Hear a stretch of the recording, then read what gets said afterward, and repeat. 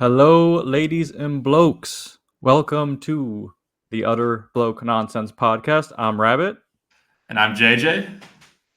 and we are the FPL podcast from the other side of the pond. We are American FPL fans who hope to bring a different sense of perspective and humor to the game we all love, Fantasy Premier League. Of course, this week we're going to go over our results from this past game week 4 in the books. And look forward to next week. Hopefully, there's a quick turnaround this time. No international break, which we love, but there are some Champions League games in between, which will, might influence our FPL selections going forward. But let's just get right into it. Someone activated their wildcard last week. Yes, I did. Yeah. Apologies. I think I prematurely shared my screen. But here we go. Yeah, it was a successful wild card. I made a lot of changes to my team. I think it was like 13 overall. I only kept a handful of players, maybe 12, because I actually ended up keeping Bruno Fernandes. That didn't work out super well, but I feel fine about it overall. Yeah, so I think it was a good wild card. Just looking at the points overall for this match week, I had an 85 pointer, another consecutive green arrow as well. And yeah, that was a 20-point green arrow, so that feels pretty good. I'm moving back up, rank 1500. And yeah, I brought in Vicario from Spurs. He had a great match week. I think one of the most things I'm most proud about. This was a good week for clean sheets for a lot of people, but I got clean sheets from all my defenders. Felt good. Vicario just rose in price as well to 5.1. I think he will probably continue to go up because the fixtures are very good for Spurs, and he's kind of a bonus point master.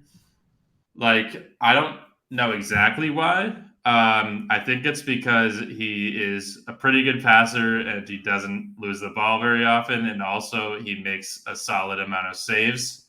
That's kind of the trademark of a Thomas Frank system, is provoking the other team to take long shots and just bad angle shots and low XG shots, which can lead to really good save points for keepers. It's why Raya was so good for them years ago. It's why Flecken, despite having so many errors in his bag, he was still one of the better fantasy keepers. And now I think he's in the Bundesliga. But yeah, the Thomas Frank keepers, they're undefeated. And I think that Vicario is proving to be good. I brought in Virgil, a really solid 8-pointer. It could have been 9 if it wasn't for that meddling Salah right at the end of the game, getting that late penalty. But I'll definitely take it. He got 2 bonus points. He got the clean sheet. Actually, second match week in a row that he didn't get DEFCON CBIT, 10 CBIT points, which is not ideal. But at the same time, this is one of the most lopsided fixtures that he'll play all season. So I think that it's really unlikely. I wasn't really expecting him to get CBIT. I was hoping for the clean sheet, and he got it. Anderson, on the other hand, got a clean sheet and CBIT, and he got some bonus, which gives him a nice 10-pointer. I kept him throughout the match week after flip-flopping a little bit, and ended up dropping Chalobah for him, which I think is solid overall. I still love Trev. I'm definitely trying to get him in my squad around match week 9 or 10 when the Chelsea's fixtures swing. But for now, I think Anderson is great. He is a CBIT merchant, and I think the Fulham defense is actually really good. They've been solid this year. Tactically, they are playing a bit of a counter-attacking style of football that is shoring up the defense and also giving them a lot of CBIT throughout that defense. So I'm happy with it. They pulled out the win against Leeds barely, but all that I care about is that sweet 10-pointer from Anderson. Lacroix was a very popular pick this week. got a 6-pointer. First time, actually, first or second, depending on how you look at it, because FPL scammed him out of CBIT points a couple of weeks ago when actually they updated it after the deadline, but it wasn't in enough time to give him the points for it, which is some classic FPL chicanery. But he still got a 6-pointer. He got the clean sheet. Crystal Palace's defense is looking pretty insane right now. They haven't really scored a lot of goals, which is slightly concerning, but their defense has been awesome. And so I think pretty much all their defenders are looking like good assets, and very happy with Lacroix. Into the midfield, this is where my team flopped a little bit, but Semenyo was picking up the slack. Thank you. He is Sepenyo because he took a pen too, which just feels great because my team was sort of built around penalty takers in my attack. I have 6 penalty takers total. If you count Semenyo, I think we'll still see if him and Kluivert are on the field at the same time. There's definitely some risk because Kluivert has a good penalty record, and he's kind of Brentford's typical pen taker, but he, for whatever reason, I'm not actually sure, has not been playing much to start the season, maybe because he's not as good of a presser or whatever it may be. Brooks and Semenyo are in amazing form. It's really hard to drop them. Regardless, Semenyo has been awesome, and hopefully he continues to take pens. Also, the first of the price increases that I caught with the Wildcard as well, which feels pretty good. He's now up to 7.5, so I bought him at 7.2 or 3, I forget, but I think it was 7.2, so now I can sell it for 7.3, which is nice. So I caught the first 0.1 increase of the season. Gakpo, Bob Fernandez, a bit of flops all around there. Gakpo had a few pretty good chances. He really should have gotten an assist, but Konate somehow from point blank range sent that header over the crossbar. But I was fine with how he played. I'm really happy to have a midfielder who's part of Liverpool's attacks on corners. Is just a pretty direct player overall. So still feel good about that. Oscar Bob, that was a bit of a punt. I thought he would still be starting for City because he's been very good so far. But Foden's back healthy, Savinho's back healthy, and Pep ended up going with Foden and Doku on the 2 wings. I was very happy to see my guy Doku have a great week, despite him not being in my team. I did think about trying to work him into my team, and if I had downgraded Bruno, I definitely could have, but I think Bruno's going to be a good asset despite some signs elsewhere. So yeah, 2-pointer this week, but he's good for DEFCONs. He's on pens. He's always involved in their attacks, even if he's playing deep. So I feel good. I'll definitely be hanging on to him for the time being. We'll see. Maybe around game week 6 or 7, I'll think about swapping him out. But for now, I'm happy with him. I think he'll continue to do his thing. The attack looking pretty solid. Captain Haaland, that's the big talk of the FPL match week so far. Haaland, I think the highest scoring player in FPL overall. It's either him or Semenyo. But yeah, Haaland, very happy with that captaincy. Happy to support a player from Man City and have him in my squad. And yeah, that 26-pointer feels great. He outscored Salah. Then Mateta and Gyökeres close out the attack. Mateta, pretty disappointing, I would say, attacking performance from Palace overall. Maybe Sunderland's defense is better than we're giving them credit because they've had a couple nice defensive performances this season already. I think they have 3 clean sheets already, 2 or 3. But regardless, for a newly promoted team, that's pretty good. But yeah, Mateta, he had one big chance that he I think hit off. No, actually, Pino had a big chance that he hit off of the post or crossbar, and I think Mateta had one or two good chances too, but at the end they just couldn't finish, which is fine. He's still on pens. I still think that if like as far as the Palace attack goes, he's going to be the one involved in goals. So feel good about him. And then Gyökeres is another slightly maybe not risky. I mean, he's 30% owned, but I feel like not a lot of people have been talking about him, or at least were before this match week. But I feel good about him. He has two games where he's gotten goal contributions, 2 blanks. One of those blanks was against Liverpool. And so I feel good moving forward. I think that when people start to wild card around match week 6, I think that he's going to be in a lot of those squads because Arsenal have a really nice fixture swing. And so, yeah, I feel really good about Gyökeres. He's sticking in the team moving forward. On the bench, I had Paquetá, brought in Senesi, as I think I mentioned last pod. Dubravka with a 3-pointer with all those saves. And then it was sad that Mukiele was not able to make it into my squad. But also, I would have never thought that he would have held a clean sheet against Palace. So he's stuck third bench. But I do feel really good about him moving forward. Like I mentioned before, Sunderland's defense is looking pretty solid. And they're just good, man. I think they're good.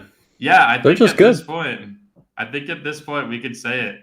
They've been the best newly promoted team by a margin, and they have the best. I think they have the best team. Like they have the best players. In terms of Mukiele, I've always really rated him. I was a big fan of him in the Bundesliga and at PSG, even though he didn't play a lot. So I just rated him, and yeah, he's gotten DEFCONs. He's only played 2 games for them because he was a really late transfer right around the deadline. But he's gotten DEFCONs in both. He's played 90 minutes in both. We'll see when Ballard comes back if he's fully nailed or not. But as far as a 4.0 defender goes, I feel really great about him. I think him and I think Sunderland defense in general might start to become really popular, but especially Mukiele, I feel really good about just as a defender. But yeah, there's my long-winded wild card recap. I'll stop sharing my screen and we can go over to Rabbit's team. Let's see if I can do this. Beautiful. Yeah. All right. So, I guess before I get into anything, I made 3 transfers this past week. I went from Ain't Nori to Cucurella, Guiu to Krupi Jr., and Milinkovic to Lacroix. And ended up on 74 points, 2-point green arrow. Pretty good, all things considered, because this past week was a roller coaster because of my Chelsea triple up. Obviously, Cucurella and Palmer did not start. I was not expecting that at all. Maresca tinkering way too much. As a Chelsea fan, I'm really disappointed with the team selection, not just from an FPL perspective, but it was too weak, and yeah, we got punished for it. We didn't deserve to win the game, but yeah, that was crazy. 5 subs before 60th minute. That was I don't think I've ever seen that before. He hit the panic button because he messed up, but yeah, Cucurella. I'm honestly most surprised he didn't start for the most part because he's a defender. Okay, they don't have to run that much, even though Cucurella does. He's a little Energizer bunny, but Palmer coming on, getting the goal, which I was very happy with. He was on 2 bonus for a little while, which got me gassed, but ended on 1 bonus. João Pedro somehow started the game despite having the longest travel time and having to play in Bolivia with the altitude. I didn't expect any Brazilian or South American to start over the Europeans. I don't know why.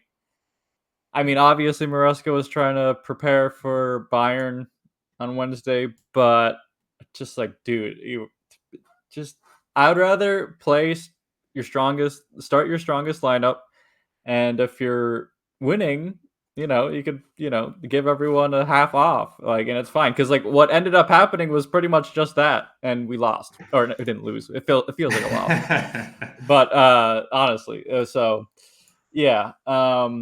But to get into the rest of my team, Raya with the clean sheet, of course. No save or bonus points there, but that's okay. Lacroix, of course, we shared those points.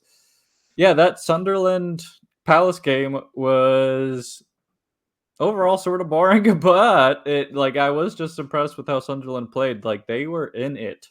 And I really do think that without Sarr, Palace are really struggling going forward in terms of the attack, because Mateta got no service. Pino was not so good, and like Sunderland did defend well, but at the same time, it felt like Pino was sort of just like not that effective. He did mess up that really big opportunity in that match, but Pedro Porro, 6 points against West Ham, easy peasy.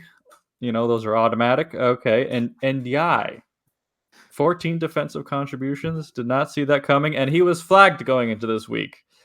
So that was another surprise. When I saw him starting, I was very happy.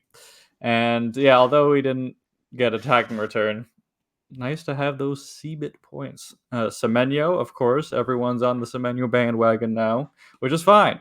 Because, he might have like a 7.3 sell value at the end of this week for me, so that's sort of crazy. Kudus blank. I sort of want to transfer him out because he seems pretty peripheral in terms of the Tottenham attack. I mean, Xavi didn't look that great, to be honest. Well, I did watch the game, and Xavi, he got the assist from a corner, but it was not. He just looked really not up to speed for the most part. He had like one good flick that I remember, but yeah. Salah. It's kind of crazy. On the Xavi note, sorry to interrupt you there, but he's on corners now. He's on corners and set pieces. Something to be noted. Yeah. Yeah, definitely. I think. I mean, we'll see. The assist was a little bit jammy, but I think match week 6 or 7, I want to bring Xavi in at the moment. That's my plan, because I think he'll get better in that squad, and also having a Spurs mid who's attacking and also who is taking set pieces is nice. But Kudus might be a guy to drop for that, because he plays wide. I think most of his threat is through crosses, so not the most effective. Yeah. And Salah got his penalty goal, his jammy penalty goal. Meshbury should be investigated for that, because that was horrible. Like, I mean, Burnley just have a pretty bad knack for really undoing pretty decent performances like that. They sort of just I feel like they always just are the architects of their own disappointment. But yeah, very lucky penalty. Salah did not look good. I'm looking to make the Salah to Haaland switch after this upcoming game week. And Liverpool overall just not looking that convincing. But we can talk more about that later. João Pedro getting the assist and 2 bonus points somehow. I don't know how. I honestly, I looked at his stats. He had like 1 big chance created, another chance created, but I was just like, what? That's all you need? So that was sort of crazy. And Mateta, as I mentioned, he didn't have a lot of support in that game, and Sunderland were defending well, so it's a little disappointing. And if I'm making way for Haaland, it's Mateta's on the chopping block, unfortunately, even though I do like having him, and he will come good because, he's on pens, and Palace are pretty good, but yeah, someone's got to make way, and I'm not letting go of Zhao. That's for sure. De Bruyne, 3 points. Krupi, no minutes. De Kuiper, he's like when I'm probably gonna do a game week 6 wild card when the fixtures definitely turn for City, so I can get Haaland in. But this geezer, this Kuiper is out of here. He's been very disappointing. Yeah, and Juan Pasaka no minutes again. Yeah. Overall, yeah, my bench is looking pretty weak, and yeah, that's where I'm excited for my wild card, really, just to have some bench options. Because yeah, right now I sort of just got to stick with the same team for next week, which isn't horrible. The only fixture I really don't like is NDI against Liverpool, but he is on pens, maybe, probably. Last I checked, so I think it is a little different with Grealish in the team. I don't know if Grealish is the guy to take pens though. I don't know, but No, he's yeah, not a pen taker. yeah, I assume so, but I don't know. Everything seems to be going through him, so. Yeah. But yeah, I'm willing to keep Salah for one more week against Everton at home. He is just better at home for the most part.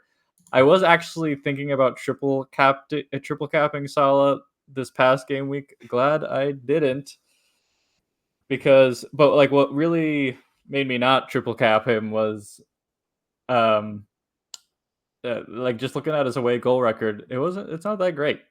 So yeah, home against Everton will be fine, and then I am binning Salah. He is gone. And yeah, Palmer not starting was a bit concerned, but like he's got to start next game week against United. Yeah, like I'm happy playing my triple Chelsea against United. That's fine. But yeah, ultimately, I'm just really looking forward to a wild card. I'm just getting sort of selection fatigue as well with my team because yeah, my bench is so bad. Like I just don't want to play any of them. So yeah, and before Haaland played, I was on an 11-point green arrow, which felt pretty good. Now I just ended with a 2, but still ended still the top million game week at the end of game week 4. I cannot complain. Again, much better than these fraudulent content creators out here. Where are you? And yeah, that's pretty much where I'm at. Storylines? Yeah. Yeah, I think the triple Chelsea United are sort of shipping goals at the moment. That I think that'll come good, whether you either get a clean sheet or someone's involved in goals. I feel like something will happen. Oh yeah, let me stop sharing my screen. Well, I can stop sharing. Yeah. Actually, I guess since we were talking about some of the storylines, I actually am going to share my screen again, so we could look at one Mohamed Salah's goal scoring record this season. I'm gonna pull up Fat Bob, and then yeah, I'm gonna pull out the TikTok camera real quick. But yeah, let's look at Mohamed Salah's goals and goal involvements this season. So he's been pretty good. He's been one of the better midfielders in the FPL slate this season. But there's a trend that's interesting that's going on if you look at when he is involved in these goals. Match week 1 versus Brentford, he scores in the 94th minute, and that's his only goal involvement. Mm-hmm. Match week 2 versus Newcastle, he gets that assist for I'm not even going to try to pronounce this guy's name. Rio. In the Rio's 100th minute goal. He blanks against Arsenal, and then against Burnley, he scores the 95th minute penalty. So every single goal involvement for Salah has come in the 94th minute or later, which is very interesting. I do feel like his eye test and his just his stats have been a little concerning. He is 33. Eventually, all players are going to fall off. And also, he just feels like he's playing really wide in the attack. Mm-hmm. And he's not getting involved as much as you used to for Salah.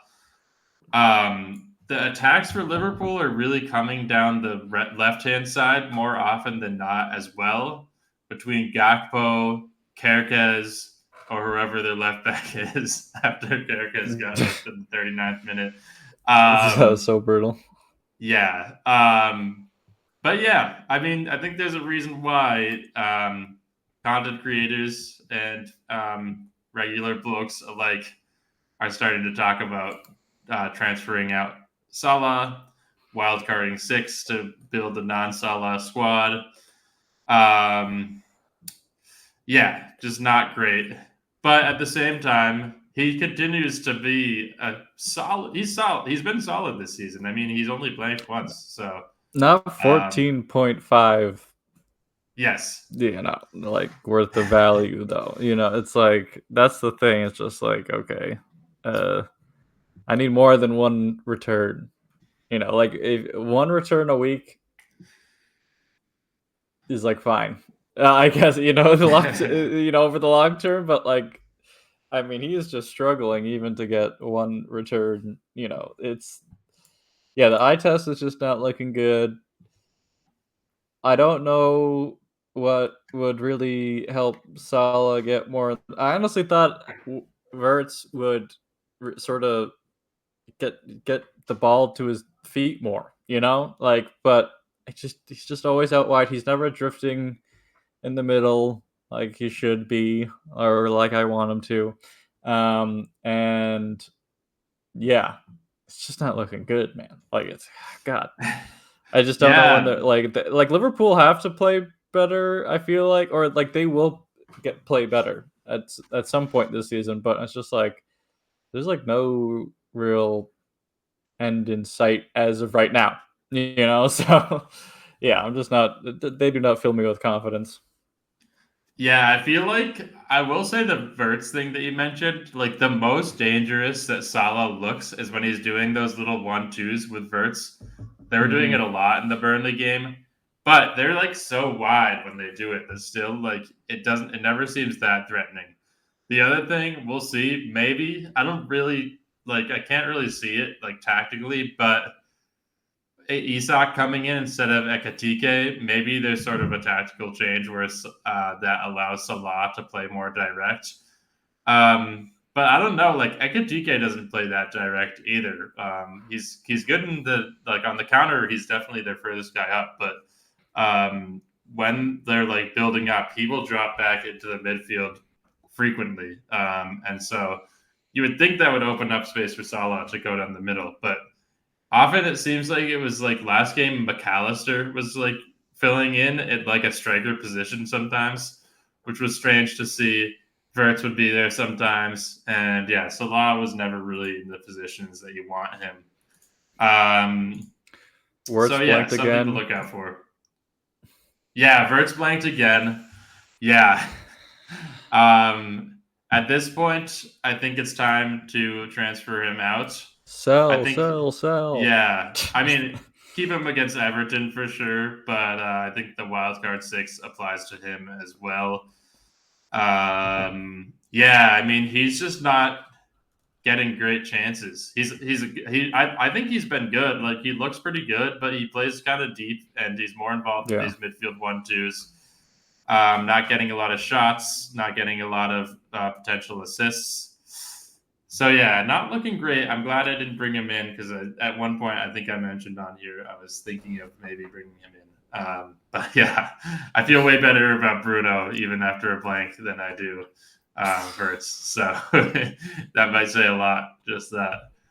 When Amarim gets sacked, the post sack bounce will be crazy for Bruno. Yes, it'll be great.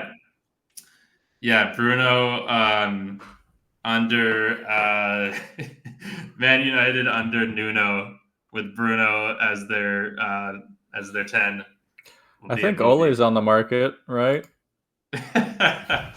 Ole was the best United manager of recent memory, so would not be crazy. Well, yeah, Mourinho was available. Or he still is Yeah, available. yeah, I don't know. I think he burned that bridge. Um, but yeah, another crazy storyline. We had this storyline next week, and somehow still Villa have yet to score. They blanked again. They had a 0-0 draw. Was that against Everton? Yes. It must have been, right? And Yeah. I'm glad I haven't watched any of their games because they look so boring. Yes. Yeah. Yeah. The transfers did not help with their attack. They're still looking pretty rough and not finishing the chances that they do get. To be fair, I think the Hill Dickinson Stadium, it does seem like kind of a fortress for Everton so far. The new stadium, but yeah, I was just trying to look at the stats here. Did they manage 1xG? No, that Villa. Wow, Everton had 2.08 xG. Villa had 0.54. It's looking rough. It's so bad. It's looking So rough. bad. Watkins, man. I mean, they're playing against Sunderland next week, so you kind of or Brentford. No, sorry, that Brentford game is a League Cup. Yeah, I think Sunderland is their next fixture in the league. I don't know. Sunderland looked like a pretty solid defense, so yeah, I was happy to get him out in my wild card. Watkins, I mean. Yeah, no, I'm glad I am just against Villa assets in this game. Like I've been burned too many times, and yes, like I'm glad other people are getting burned. Honestly, you should have learned your lesson. Yeah, I know. And Watkins always starts slow, even when Villa aren't terrible. So definitely something to note for next season and to avoid. If they're here next season, okay, like that. The relegation is not out of the question. Yeah. Did you see Voltamada's goal? Yeah, it was all right. So he's a big guy. Yeah, I what's think his he's going price? to 7.0. And I think That's he's pretty going to good. be, yeah, it's pretty good. Visa might be out for a month or month and a half with a knee injury of some Oh, sort. I think Voltamata is a solid option. Yeah, we'll see. I kind of said I called him flopping last week. I still think that's not going to happen because we'll see. The goal, he's like 6'6". It was kind of a free header, so you'd expect him to score those. But you know what, Newcastle, someone needs to score the goals for them, or maybe not because it's an Eddie Howe team. But yeah. Well, I did watch his highlight reel after you saying it was crazy. It was pretty crazy. oh yeah, he's so nasty. Yeah, yeah. Like so, I'm rooting for the guy. I do think, yeah, for 7.0, it's a good price. Like Wisa, when he's healthy, I'll probably still take over him just because he's more proven. Also, Muwani at 6.5 is actually looking pretty good. Like, there's not a lot of good strikers along, like, at that price point, I feel like. So, yeah, those are one to watch, if you ask me. Yeah, Strand. I can't put down the Strand. He's injured right now. Yeah. But watching this week, the defense for Wolves not good at all. But their offense, they're attacking pretty well. I think they were unlucky not to go away with a goal in that game against Newcastle. they actually were kind of dominating for the first 20 minutes, and they had a bunch of chances. And Nick Pope just had a really good game, and their finishing was a little bit iffy. And yeah, they were unlucky not to take away the win. But yeah, I think when Strandy comes back, I think he'll be a solid option, and he's dropped to 6.4, so we'll see. But yeah, he has an Achilles injury, so yeah, we'll see. Those are not ideal. Yeah, so one to keep an eye on for sure. Let's see what else we have here. Oh yeah, Wolves defense is bad. West Ham, yikes. It seemed like they might have been turning it around, but they were just like the way they were defending was crazy. They were just like leaving balls in the middle of the box for there were like two of the Spurs goals were just like free balls that just like bounced around, and then no one really pounced on it for West Ham, and the center backs were able to knock them in. So not looking great.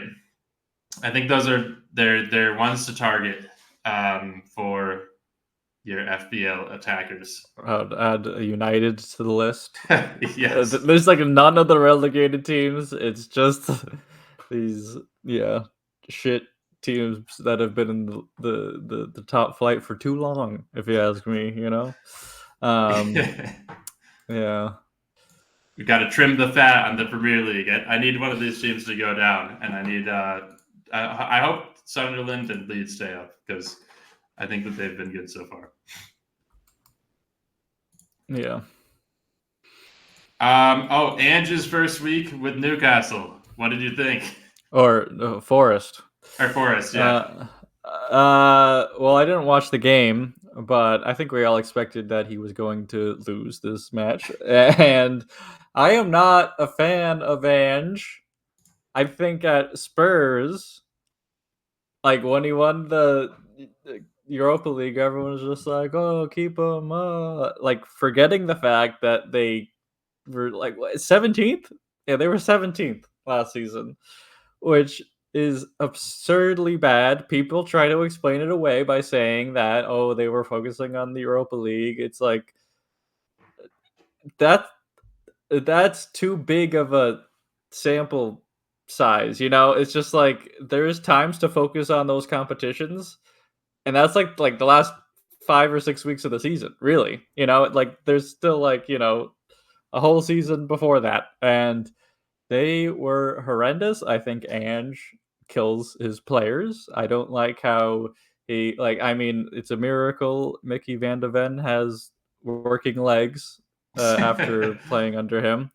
The hamstrings. The hamstrings are still intact. It's a miracle. And I think he's pretty naive, for the most part. I mean, people will say that like in the Europa League final, I mean, that game was horrible. That was a horrible game to watch. One of the worst games I've ever seen. That was actually insane. Yeah, honestly, so it's just like, even when he tried to be pragmatic, it was shit. And it was just like, and it United was worse. It wasn't just no team was good in that match. United were just worse. And you could. So I guess you could say Spurs deserve to win that match, but whatever.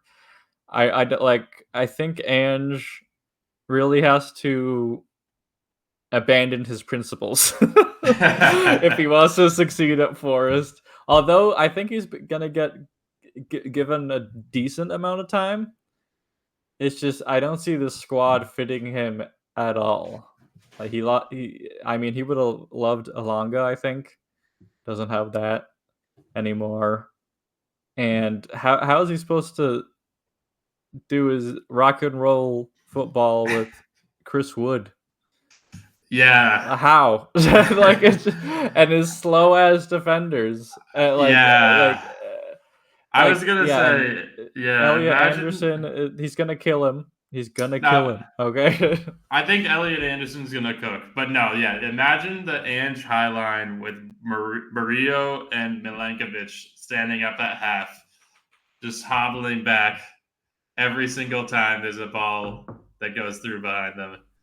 Yeah, that's the stuff of nightmares right there. And Murillo already was a casualty of Ange ball. Comes off with an injury before half.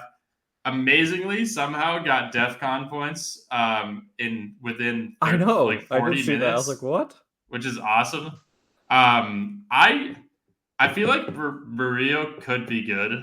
We'll see how bad the injury is. I don't know, but yeah, I think like the C-bit is good with him, and also like I mean Romero when he was healthy was good under Ange. He would score a good amount of goals and get bonus, get C. Yet like I'm assuming he would have gotten C-bit. So yeah, I don't know. I'm a little bit higher on Ange overall. I will say as well. I do think that he is a manager with like a. I think that there is a established ceiling with him. I don't think that he like is going to win a league anytime soon, and he's going to have his own issues.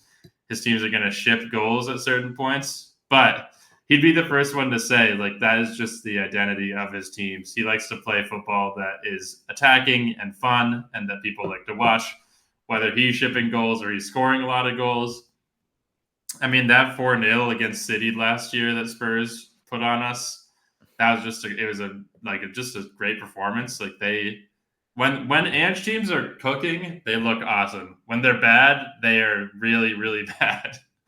And so I'm interested to see. Yeah, like you sort of alluded to, I think him and Marinakis seem to have a good relationship.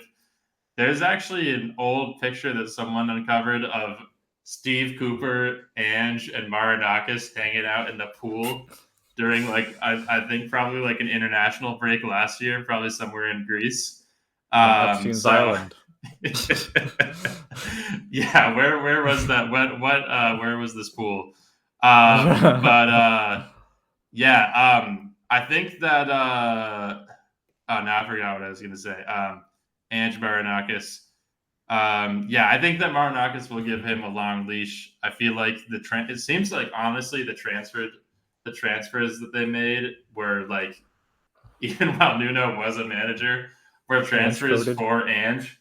Because Ange like apparently loves James McAtee, and Nuno is like, I don't care. Like I don't really have thoughts on James McAtee. So yeah, that's it was weird. It was weird. Like yeah, so sack a guy like 3 weeks in. It's weird to bring a new manager in and just give him the international break and be like, all right, you're playing Arsenal. Here you go. Yeah, honestly, they could have even conceded more goals. Gyökeres had like he tried to find the top corner on a shot and just nicked the crossbar and like sort of the corner of the posts. Yeah, we'll see. I like Ange Ball, but I also don't know if the personnel really suit him, despite the fact, like I said, that maybe they were brought in for him. So we'll see. Okay, yeah, you said he has an established ceiling, but does he have an established basement, bro? He might not. Yeah, the it's basement going down might to the be abyss. through, Like yeah. it's like center of the earth. When everyone's injured and you're playing Elliot Anderson as a center back, and just yeah, we'll see. Oh my god, I feel terrible for Archie Gray, bro. Like I just remember him having to play center back for his Spurs team, and like, yeah, he was grim. good. But he was fine, but like it's just like, dude, he's not supposed to be doing that. Yeah, like, it's tough. It's just because you fucking kill out one of your players, it's just like not good.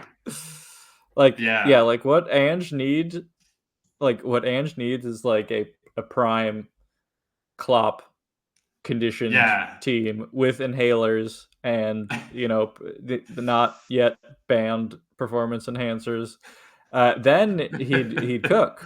I was literally really gonna say Liverpool's back line. Yeah, like Liverpool's current back line would be awesome for Ange. But yeah, all right, yeah, definitely interesting. Keep an eye out on it. Yeah, I guess we talked about this a little bit, but it's cool that the Haaland versus Salah debate is back, and that there maybe is a little bit more of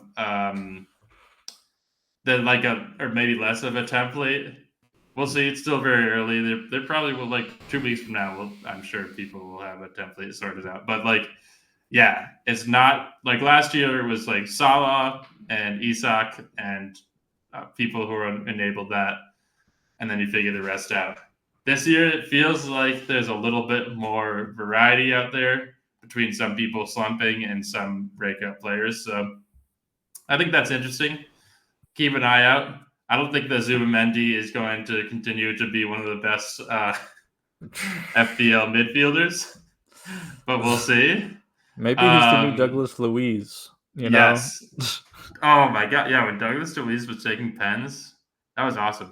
I was surprised to see Rice not starting and Zubimendi starting over Rice. That was pretty interesting.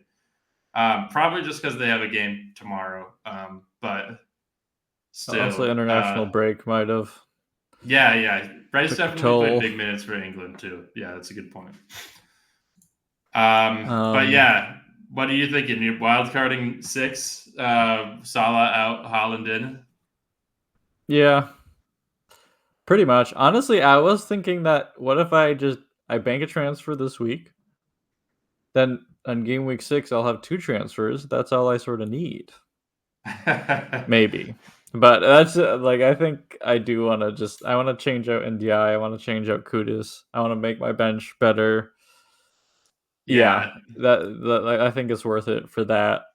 But 6 maybe even get rid of Poro. I think there are better options. He's not getting forward.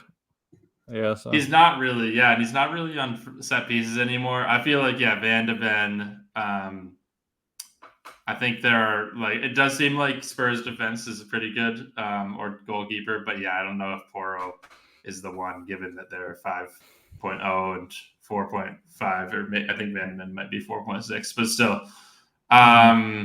still they're better. I think they're better avenues. I will say, if you wildcard, there's a couple weeks where a bench boost would be really nice right after too. You could build a team around that.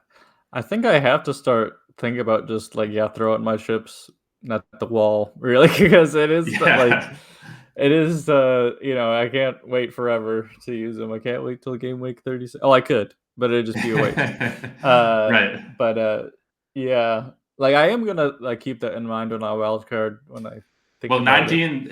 It's game week 19 this year too for the chip reset. So yeah, there's a slightly less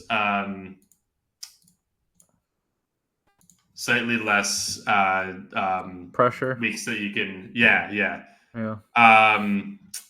But yeah, I think it'll be interesting. I feel like there's some interesting fixtures moving forward. The Arsenal fixture swing I mentioned before is going to be a one to target. I'm thinking of bringing in Calafiori or maybe Gabriel around then. Yeah, we'll see. Is Calafiori starting all the time now? Is that his thing? Calafiori seems really nailed at left back. Yeah, I mean, they are going to start being in Europe. They're still in the cup, and they have Hincapié and Lewis Skelly as well. So Lewis I Potter think Skelly. Yeah, Keane, Lewis, Hall, Potter, Skelly. Yeah. So yeah, we'll see. I'm guessing that he will probably blank in coming game weeks, which is why I'm a little bit dubious and feel better about Gabriel. But Gabriel is currently 0.4 more expensive and probably will rise again. So we'll see. Arsenal's defense is amazing. Probably should have mentioned that, not to glaze them, but they have allowed one goal They've had so some far sort this of season. Easy fixtures. The fixtures have been easy, but also the only goal they've allowed is that crazy Szoboszlai free kick. So I do feel like they're going to be one to back this season, but we'll see. Yeah, this City this week. Oh, I did want to say the captaincy for me this week is a little tough because I have Haaland against Arsenal, Gyökeres against City, Bruno Fernandes against Chelsea, Gakpo against Everton is actually looking like that's high up there on the list. But I do think I'm capping Haaland I think that he'll get a goal. Like maybe we lose 5-1, but I think Haaland will score a goal. I don't think I actually think that we're going to lose that badly, but that is what happened in the last time we played them. So you never know. But yeah, I think Haaland will have a goal. I think he'll do the Selly, and Lewis Skelly will be crying on the bench. That's my prediction. Wow, beautiful. But yeah, that's all for me. I don't know if you had any other talking points. Should we talk about United? Like, I think Amram's actually going to get sacked. Like, yeah, people were so mad. I don't really understand. Like, I mean, I posted it in our group chat. I was just like, did they really expect to win that game at all? Like, and people, like, I understand it was like a derby, but like, it's just like, dude, like, it was like, honestly, I think it could have been worse. Like, I don't think even like I didn't watch the whole game. I watched like the first half, but I felt like City, they weren't even at their best. Like, and yeah, they just like handily won it. So like, just like, yeah. Well, Haaland like slipped and missed a wide open net. He could have had a hat trick. Yeah, I don't think that City was the best, but Donnarumma was awesome. I feel like a lot of City fans, including myself, kind of overthought it. And it's like having one of the best keepers in the world it's not a bad thing. I feel bad for Trafford, but he looked nasty. I like his mentality. He was super locked in and knee slid in front of the away fans to celebrate one of our goals, which was awesome. That first save he made, where like he sort of like hit it to himself, I was like, okay, that was sort of swaggy. That save, that was tough. He couldn't. I don't think he could really see the ball, but he made a nice save there. The save on Mbumo's half volley was nasty, where he's diving to his right. That was another one where he like was half blind. But yeah, Donnarumma, elite scenes. Yeah, Amorim though, the tactics, like that guy has no tactical fluidity at all. I feel like it's always the same 3-5-3 or 3-4-3 or whatever. The midfielders are always getting caught out and they have to mark back, and then either a midfielder or a defender makes a mistake and someone's easily in behind for a header. Like Bruno didn't track back for Foden's goal. Yeah, I don't know. I feel like Amorim is like even worse than Ange. Like the floor is in the abyss, and he's not changing his tactics. He's won 5 Premier League games, and 3 of the wins that he has are against teams that are no longer in the Premier League, and one of them this season was against Burnley. So, yeah, Amorim is rough. Yeah, no, honestly, watching United, it sort of reminds me of Potter ball under Chelsea, where it was just like really depressing. It is sort of similar in setup. It is just like inside forwards, like, and he always plays like Mason Mount is still stuck there playing inside forward where he's not supposed to be. He's trapped. Dude. And Luke Shaw. Luke Shaw is like that would be a classic. Not Luke Potter. I'm just calling everyone Luke. Graham Potter would like play a guy like Luke Shaw at center back and be like, oh, it's gonna like unlock him so much, and then he's just terrible. He's I think he was he got beat for both of the goals, or 2 out of 3 goals. Absolutely floored by Doku on that the Doku signature sort of body feint. Yeah, he was looking rough out there. Yeah, it's just, who do they even bring in? A Potter? They could go for Potter. Yeah, they could swap managers, dude. Amorim? No, yeah. I mean, I feel like Potter would probably be better at United than Amorim. Like Potter is, I mean, it's just not like was he ever even that good? Let's be real. Probably not. He was a mentality merchant. Yeah. Also, like, it's just like, honestly, after Potter left, Zerbi was like probably better. Even though I don't like De Zerbi as a person. He sucks. But like, I'm just like, he did make that Brighton team a lot better. I'm not gonna lie. Yeah, no, that's true. He was. I think Deserbi was a better manager for sure. Deserbi, like, he's like. I think he's like maybe not a genius. I think he's a great manager. I think he's like such a. He's like actually like not a good guy to be Well, he's like around. a madman. Yeah, but literal And I madman. think that like he has. There have been a lot of players that have like burnt out under him or like, yeah, I saw him freaking out on that Canadian guy Kone in Yeah, practice for like I making a saw that slight too. mistake, and then they shipped him out, and now he's cooking. I forget where he went, but yeah, yeah, Deserbi. I mean, he also employs like every single criminal in the French league, and if you have harassed or assaulted somebody, then the Zebra will welcome you with open arms. So, not ideal. The zebra. Yeah, the Zebra. Oh man, the stripes. He's got a striped past that zebra. I mean, he's wearing stripes like a zebra. Yeah, like in prison, brother. Yeah, like with his guys. Yeah. Well, I think that's it. Yeah, we'll be back next week for our match week 5 recap. Probably talk a little bit about what happened during the European break as well. But yeah, thank you for listening. And Daichi, play us out.